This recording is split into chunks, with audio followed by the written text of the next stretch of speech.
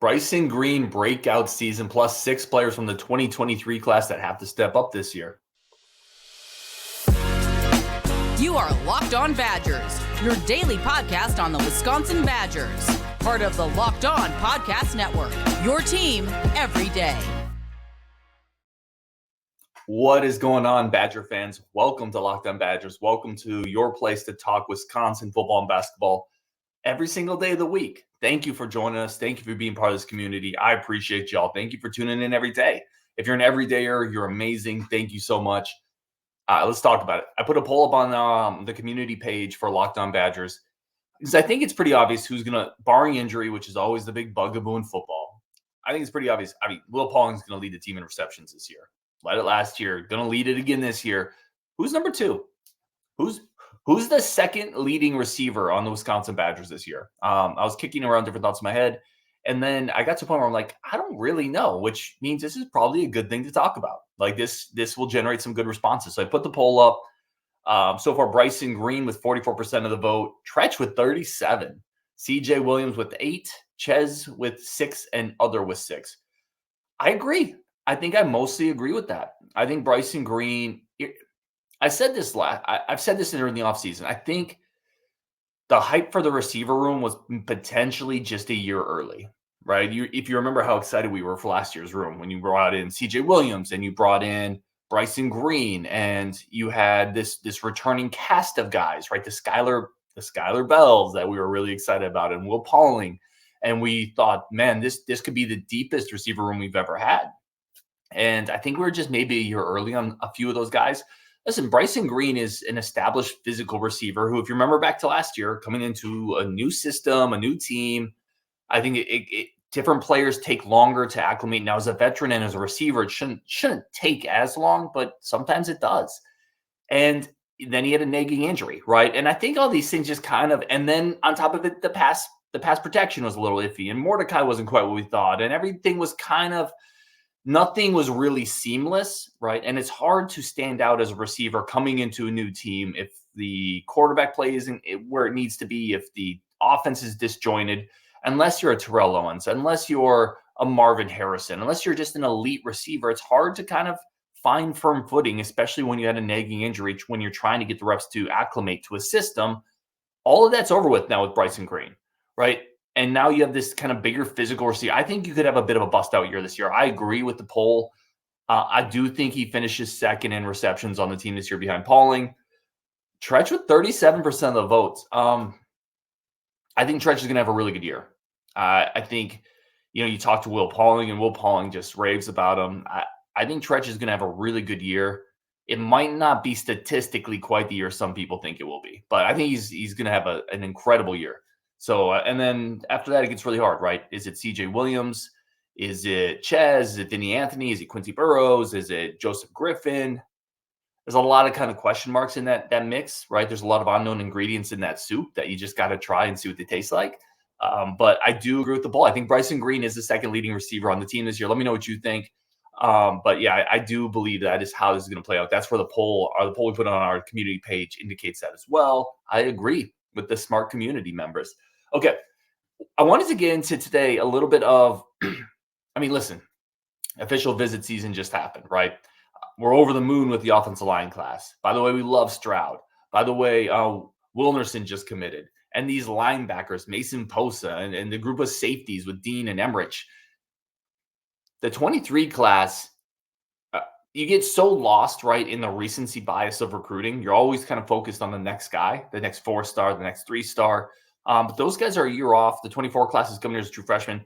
That 23 class needs to start contributing, right? That 23 class has now been here for a year. They've a year in the system. They've had a year of Brady Collins. Who are the 6? I just chose 6 as kind of an arbitrary number, but who are the 6 guys I think from that 23 class that are going to play roles on this year, on this year's team? And if you remember that 23 class, that was Luke Fickell coming in kind of midstream, bringing his players in, his coaches in, his recruiting staff in. So it's kind of a hodgepodge. You had some Paul Christ guys. A guy like Jace Arnold was originally a Paul Christ guy. Tretch Kahuna was originally a Paul Christ guy, then decommitted and came back to Fickell. A couple other guys there, like James Duran was originally a Paul Christ guy. You had a linebacker that, went to like Boston College. I'm trying to remember his name. came to Wisconsin, transferred. But either way, so that was kind of a hodgepodge class. But who are the guys from that 2023 class that, we think are ready to step up into a bigger role this year? Here's who I've got. Number 6, Braden Moore. Played in 4 games last year. So he got his feet wet. He was definitely used in that way of let's get his feet wet, but let's not burn the year of eligibility. So he played in 4 games, special teams, highly touted prospect that came over in that 23 class, 6'2", 205, 210. Like, he's a big guy. He's a physical safety, good high school film. He was a Cincinnati guy that Luke Fickell and the staff brought over. So they're really high on him. I have him a little lower just because I think the safety depth is pretty strong this year on the team established ahead of him. There would need to be either he would need to make a big jump in the fall, or maybe some players would have to get hurt. But Brady Moore is definitely a guy I can see on the field this year contributing and an important part of the depth for sure. At number 5, I have Jamel Howard. And I'm not really basing it's been pretty quiet on Howard. Not a lot indicating that he's necessarily made huge strides. But that's a huge position of need on this team, that kind of interior defensive tackle who can clog up the middle, who can be maybe kind of a zero tech. He can take on a center. That's his physical profile. That's the type of guy he is. And he was a big recruiting win in that first class. He was potentially the biggest recruiting win in that class, right? It came down to the wire. Miami got in on him. I believe Oklahoma or Auburn. There was a couple blue-bloodish type schools that got in on Jamel Howard at the end because he has the big frame. He's an interior defensive tackle. He has a motor. Now it needs to click, but that positional need is there. I hope that we see him on the field rotationally this year, situationally, right? Maybe 3rd and goal from the 3-yard line. That's Jamel Howard's situation potentially as the year progresses. So there's definitely a need on the defense line. He has the physical skill set to fill that need. We need to start seeing it, right? And if you don't see it at all this year, given that there are some depth issues on the defensive line, I think the clock starts to tick on Jamel Howard, but that clock isn't ticking yet, right? Because of the transfer portal and because of the nature of college football, we've developed such a short patience level with recruits. It's almost like if they don't commit in, or if they don't play in the first year and a half, we're like, he's done. He's gonna transfer. No, this is a big defensive lineman. Sometimes those guys take a little bit of time. They take a couple years, but the clock is starting to tick, right? And I think he kind of needs to start seeing the field this year. Number 4, I have Tucker Ashcraft. I feel like people are a little down on Tucker Ashcraft, and I don't fully know why. Like, I understand he had a bad drop last year. I'm trying to remember what game that was. It was on the left side. He kind of tailed off a little bit. I think he got physically fatigued. But this is a player who came in. He played 13 games last year as a true freshman. He's 6'5", 6'6", 250 pounds. He's kind of, I said this when he committed, he's kind of built like a redwood tree. He's not the most athletic guy. He's not the biggest runner, but he is a really solid physical tight end that has pretty soft hands, can run decent routes in the intermediate area. Like, he's not going to stretch the seam. He's not going to, pull a safety down the middle of the field and pull away from him. But this is a physical, competent, good depth piece who's only going to get bigger and stronger from his freshman year to now. And he's got his feet wet. I think this is definitely a guy who sees the field. He plays rotationally and he helps the Badgers at a spot they don't have a lot of depth. So I don't know if excited is the right word, because I think we kind of know who Tucker Ashcraft is going to be, but I am kind of excited to see him with a year under his belt, with a year of Brady Collins under his belt. I think he's a good player. And I think by the time he's done here, he doesn't have the star upside of, a Booker or a Steck, but I think he can be a really solid number 2, number 3 type tight end. And number 3, I have Christian Alliegro. I think now we get into a different tier with these top 3. Right at number 3, I have Christian Alliegro. My goodness, I loved what I saw last year from him. Like, the athleticism, the instincts, the ability to track down players in open field. This was a late add in that 23 class for Luke Fickell, right out of a prep school in Connecticut. And, he was a guy who played a lot of different positions defensively in high school. He played some safety, some linebacker, versatility, range, speed. I think he's a kind of a speed, power, versatility guy. And at the end of last year, before we had this crazy influx of transfer linebackers coming in to bolster that position, at the end of last year, I talked about, like, there's no way Algro isn't starting next year. Now, that was before Tack came in, and Jaheim Thomas, and Sebastian Cheeks, and John Pius, and Leon Lowry. I get it, but Allegro is going to play. He is too physically talented, and I cannot wait to see him in year 2, right? After he got his feet wet last year, now he's had a year of Brady Collins. I know people in the Wisconsin coaching room love Christian Alliegro.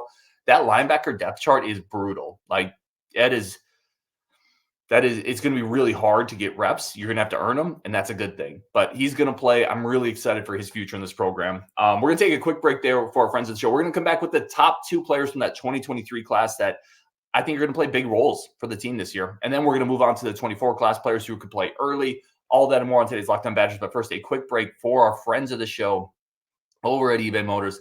And I've talked about it a lot. eBay Motors, whether you're buying parts because you want to do the work yourself, or you're buying parts because you want to bring beer to your buddy's house because he's going to do the work, eBay Motors is the best place to do it. I remember when I was a kid, I was driving home from a basketball loss. I probably had a pretty poor game. And I was angry, and I was driving home, and it was icy, and I was speeding because I was angry. And I lost control of my mom's Cavalier, and I hit a mailbox really hard.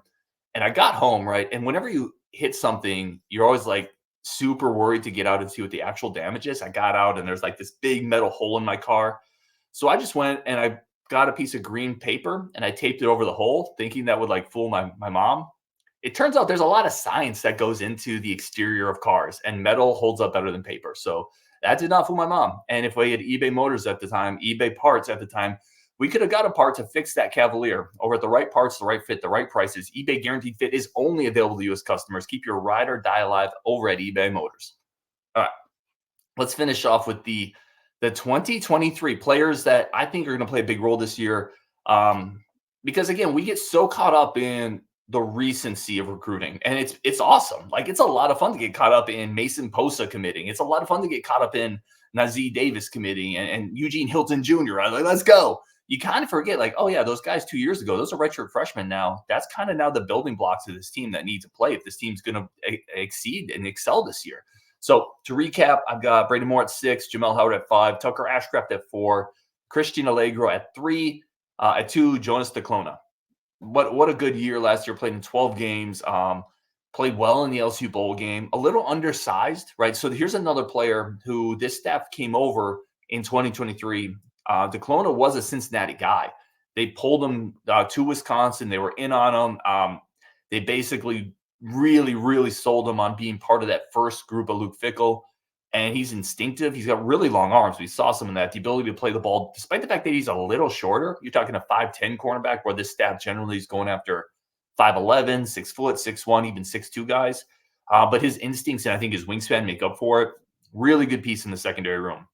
In fact, outside of Rico, there's not a lot of guys I feel better about than Jonas DeClona. So obviously played a lot last year, going to continue playing a lot this year. Huge part of that secondary. And then number 1 is that dude, right? Everybody, if you think about it, it's Tretch, right? Tretch, obviously incredibly hyped.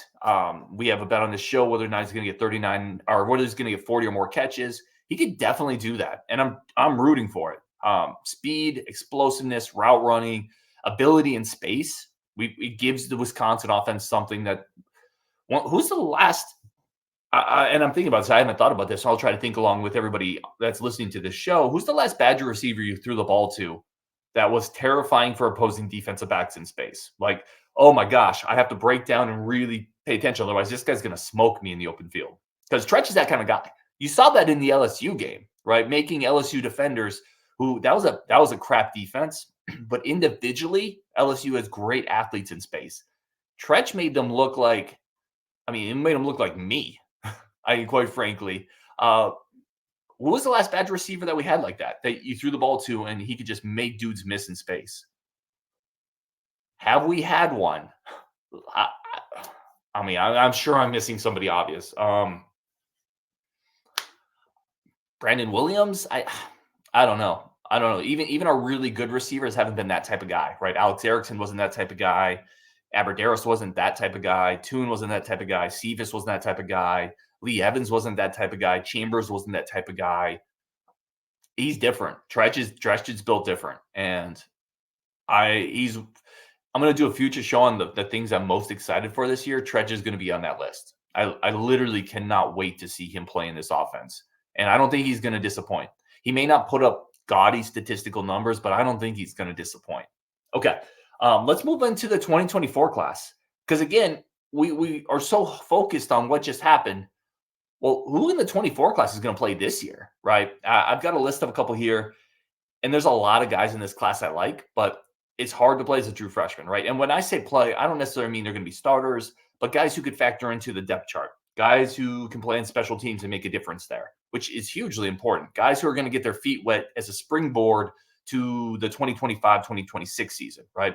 So here's my list. I went 7. I know I did 6 for the 23 class, but I feel good about these 7 potentially slotting in this year. At number 7, I got Grant Steck. I love Grant Steck's game. I love the physicality. He's a guy coming in who is already bigger than a guy who we just highlighted, right? For the 2023 class, Tucker Ashcraft. Grant Steck is about 6'6", maybe even a little close to 6'7" and like 260. He's a big boy, soft hands, loves blocking. I think he potentially fits into the tight end rotation at some point during the year because I think he has that type of physicality. I like the intangibles. I like the way he's wired. I like him a lot. So I think he's on this list for me. At 6, I have Emilio Agard. I have Agard for a couple reasons. Everyone who watches this show knows I love Xavier Lucas. Love Lucas. I think Agard is a little more refined probably. I wish Agard or Lucas had enrolled early. I'd feel much better about putting them both on this list, being able to play right away. But Agard is so technically sound, understands what he needs to do, will mirror receivers. I think he could find a role just because he might instantly be one of the better slot type cornerbacks that this roster has. So I got Agard at 6, Kevin Haywood at 5, the elite left tackle. I think he's a depth guy this year. I think he's a guy who can be a potential tackle this year in case of emergency. You don't want to use him this year. You don't want Kevin Haywood to have to play as a true freshman. I don't even really care about preserving the year. A lot of people get really worried about, well, you don't want to burn a red shirt. If they're with players like Kevin Haywood, he's not going to be here for 5 years, right? He's just not. He's probably going to play 2 or 3 years and go to the league. He's got that type of physical ability, and the staff raves about him. So it's not that I'm worried about burning a redshirt year. You don't want true freshman left tackles to play, but I think he's in the depth chart. I think he has the length, and he enrolled early, and he's already impressed the coaching staff. I got him at number 5 on my list of 2024 kids who could play early. Number 4, I have Dylan Jones. I love Tretch. I love Ches. Sorry, Tretch. I love Tretch as well. I love Ches Malusi. We know he has an injury history, and behind him, it's a little questionable, right? Tyree Walker, I think we're really excited about, but I don't think he's a bell cow guy. I think he's a compliment. And then you have Nate White, you have Acker, you have Yakimelli, you have Gideon Atuka. I think Dylan Jones is primed to step in and mop up some reps. I think he is primed to step in case of an injury and mop up even more reps. I think he's really well coached. He runs between the tackles. He fits the system. He can do a little bit of anything. Whereas Darian Dupree's a little more specialized. Justin loves Darian Dupree. I love him as well. I think he's more specialized. Dylan, I think you can put in just about any role and find some level of success with him. So I think he mops up some reps this year. Number 3, I've got Thomas Heiberger because I think at a minimum, he's a special teams ace. I think at a minimum, he's a guy you put on punt block, kick block. You definitely put him on like punt coverage and just let him run down there like a giant crazed werewolf and clean things up. So I love Heiberger. I love the upside. I've talked about it. He's one of the freakiest athletes on this team, one of the freakiest athletes we've recruited in a long time. When you start looking at vertical power, you start looking at wingspan, height, size, weight, all of that. He checks so many boxes. I think he's going to be on special teams this year. Number 2 and 1 at position in need, I've got 2, Ernest Willer, and number 1, Dylan Johnson. And it's really hard for defense linemen to play right away, but Dylan Johnson's different. He's older than the typical defensive lineman, right? Coming in, he's about 20 years old, so he's a couple years more mature. It's not unusual for 20-year-old defense linemen to play. So he's a little bit older, and because of that, I think it makes it even easier. He's grown into his body more. He's more physically mature. Again, talking about Jamel Howard in the previous segment, this is a huge position of need. And he's a wrestler. Like, he understands tenacity. He understands toughness. He understands the leverage. He's strong as hell. Dylan Johnson, I think he's going to play this year. And then Ernest Willer, I can tell you from somebody I talked to on the staff who said Ernest Willer, very impressive. Very, very impressive as for his age, somebody who they think is going to play. So that's my list of 7 guys in the 24 class that I think are going to play early, or I think have a potential to play early. Grant Steck, Emilio Agard, Kevin Haywood, Dylan Jones, Heiberger, Willer, and Johnson. A combination of positions of need and physical ability. We're going to pause there. We're going to come back and talk about playoffs. We're going to talk about playoffs next on Locked On Badgers. But first, a quick break for our friends of the show. Quick second today to say thank you to everybody who's tuned in, everybody who continues to tune in. Thank you so much for making this one of your first stops every single day. We got some comments here. This is from Tony Pack. He says, playoffs. Ha ha ha, playoffs. Let's see if they can have a winning record against the top 6 Big Ten teams. Playoffs? Please. That is from Tony Pack. I think he's referencing a comment Rajiv made about, potentially a playoff run. I'll say this.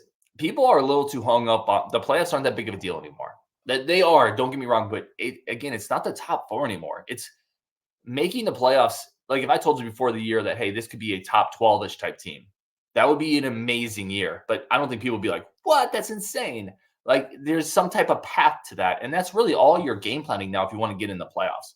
You no longer have to be one of the best teams in the country. And there's been several years where Wisconsin has been in that top 12-ish range.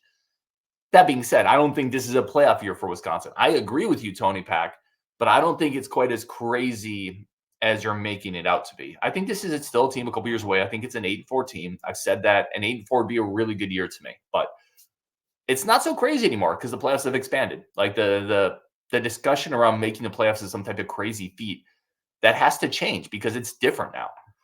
Schmitty, this is in response to our discussion about would you rather have Jack Cohn or Tyler Van Dyke? Schmitty says Cohn couldn't even beat out Mertz. So yes, but there was more mechanisms behind that, right? I think. Well, I know Paul Chris and that staff were worried that if they went back to Jack Cohn, Mertz would transfer, and you were going to have Mertz for longer, right? So you didn't want to sour that relationship, and they made a business decision, and it's a sound one. Like it's similar to NC State, right? When they decided between Russell Wilson and Mike Glennon, they made a business decision, and Mike Glennon ended up being a first-round pick, right? Like he was a good quarterback. It was a business decision. They thought that Mertz would potentially transfer if they stayed with Cohn. And let's be honest, I like Cohn. I really like Cohn. I would take Cohn over Tyler Van Dyke. I think I've talked about that. It's not like Cohn is Dan Marino, though, right? You can definitely in that situation understand why they pivoted to Mertz. And I still think Mertz could have been pretty successful here if they had surrounded him with something that made sense, right? Better receivers, give him an actual quarterback coach. Don't change that. Like they had a rotating group of people who were coaching him. I don't even want to get into all that, but I don't think we did him any favors either. This is from Forrest Aguirre. Blazik is killing it on the O-line. Can he help recruit studs in other positions in a specific geographical area? What part of the country does he have solid ties to? So he's coaching North Dakota State He's coached down in Vanderbilt. He has ties. So he has ties in the Southeast, kind of that SEC area. He has ties in the Midwest through his NDSU history and backstory there. But good coaches can build relationships anywhere, right? He went down to Arizona and pulled Logan Powell. I don't know if he specifically has any ties to Arizona, but from everything we've seen, the guy's a salesman. And I mean that in a compliment. Like salesmen, that's what recruiters are, right? You have to sell. You sell yourself. You sell the kid on the university. You sell the future. You sell the program. You sell the academics. Salesmen get like a really bad connotation because there's a lot of dirty salesmen out there, but that's all recruiting is. It's selling. And that's what Blazik is. He's elite at building relationships. He's excellent at selling the university, and he's excellent at selling himself and the development. So I don't know if relationships are such a big deal. Can he help in other areas? Probably. But you have limited time on your hands, and I don't know. I don't know if you're going to see him be lead on a lot of other players. I think he connects really well with offensive linemen, and that might be about it. But if that's it, that's still, that's all you can ask for an offensive lineman coach. Schmitty says, O-line, you might just be back. I want to take this comment and talk about Brady Collins for a second, because every offensive lineman I talk to raves about Brady Collins, right? And what did we see I feel like the last couple of years of the Paul Chryst era, it felt like we were getting a little soft on the lines on both sides. It felt like we were getting pushed around a little bit. It felt like our offensive line development, because our recruiting was still great, but our development of those pieces fell off. And I'm telling you, Brady Collins connects with the offensive line guys, and that should excite people, because those are the guys that need to the most physical development. I think Brady Collins is going to do so much for that group, the offensive line group in particular. I can't wait to see it. Timothy P says, I think this is a really good comment, by the way. The defensive line staff change in February hurt D-line recruiting this year. Stud defensive linemen are rare. Everyone wants them. So the upper 4 stars and potentially 5 stars relationships will help.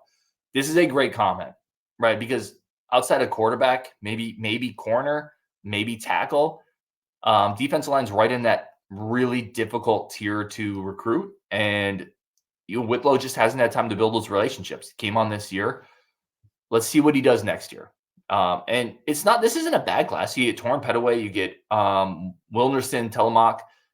That's a good start. Land one more piece. We're okay. Those are developmental guys. Next year, we need to see a little more progress there. But I think this is a very fair comment from Timothy Palm, who correctly points out that Whitlow hasn't had time to build the relationships necessary to land the elite talent at one of the most difficult spots in the country to recruit. Everything we've heard from him are about Whitlow, Coach Whitlow, is he's a good guy. He's going to connect well. And we know from his track record, he's a very good developer of defensive linemen. So I still like the hire. I'm not down on it. I think we need to give him another year to see what he can do on the recruiting trail. And in the meantime, this is a good developmental hold the line type of class on the defense line. So anyway, on Wisconsin, really do appreciate everybody tuning in. Look for a lot of really good content coming up. We got, I think, Landon Locke coming up on the show. I think we got Luke Emmerich coming up on the show. I think we got Nolan Davenport coming up on the show. Brady Collins is going to be coming up. So a lot of really good stuff there. Thank you for tuning in as always. Really do appreciate y'all on Wisconsin, and we will talk later.